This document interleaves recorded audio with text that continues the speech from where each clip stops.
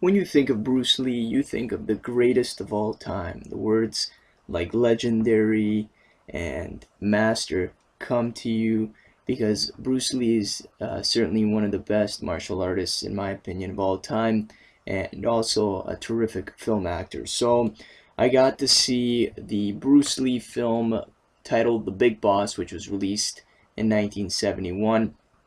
And here we get to see a young Bruce Lee. This film was directed by Lo Wei. I don't know if I'm pronouncing these names correctly, so if anybody out there that speaks Cantonese or Mandarin can correct me, again, I do apologize for butchering them. But the film was one that was quite successful. They made $2.8 million in the box office. That was US dollars, and it had a budget of $3.1 million Hong Kong. So they did okay at the box office, and the film was one of the earliest that Bruce Lee did. Now, the synopsis of this film is Bruce Lee swears an oath to his mother that he'll never participate in violence and fighting again, and he plays a character named Cheng Chao An, and he is going to visit his family in Thailand. He leaves mainland China where he meets his cousins, and that's where they get him a job in an ice factory.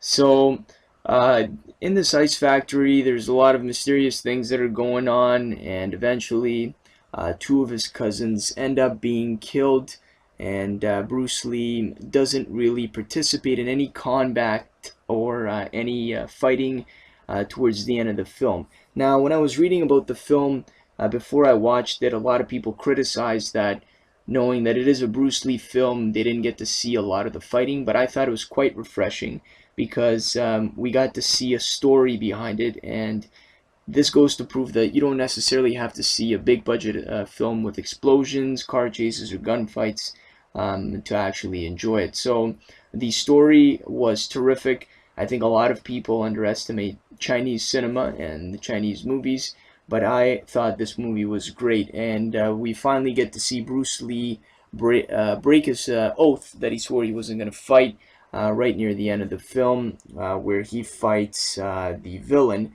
The villain is, again, I'm going to pronounce his name probably incorrect, but it's Xiao Chun, and he is the big boss. Now, he's the owner of this ice factory, and he's the one that runs drug trade in the ice factory. So obviously they do collide because Bruce Lee is our hero and our villain is up to no good, and he has again committed a crime by killing his cousins. Now, this film was one that again, I would recommend because I'm a Bruce Lee fan, so it is a little bit biased coming from me. But if you do enjoy a good story and some good martial arts sequences, then watch it, because he, just like Jackie Chan, does not have a stunt double or any stand-ins.